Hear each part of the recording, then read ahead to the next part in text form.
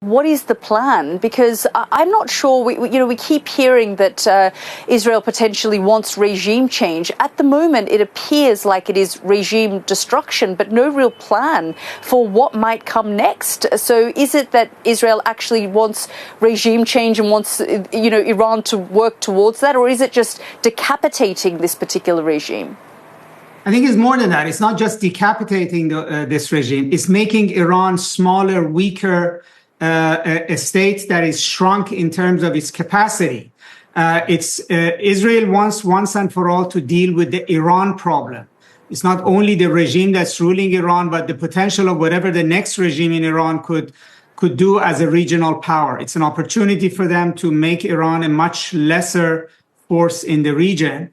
And ultimately, the word regime change has positive connotations. Like you want to remove a regime and make something better.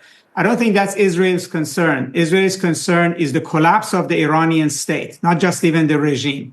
And actually, many Iranians are now worried that Israel's plan is Syriafication of Iran. In other words, you degrade the capacity of the state to such a point where it basically becomes a failed state. And then it's not a threat to Israel. It might be a threat to the United States or to the Gulf countries. But Iran does not have a border with Israel, and a failed state in Iran basically will remove the Iran threat to Israel altogether. We saw what happened to Iraq after the invasion of the country in 2003.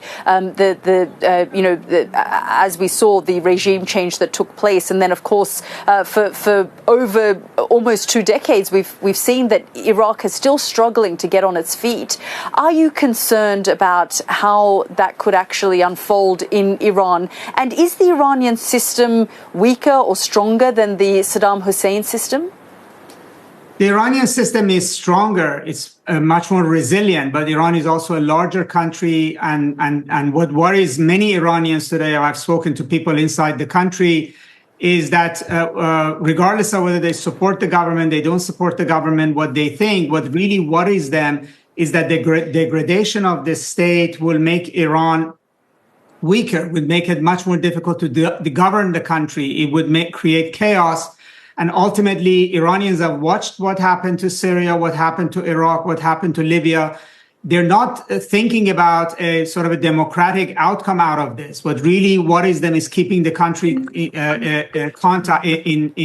one piece.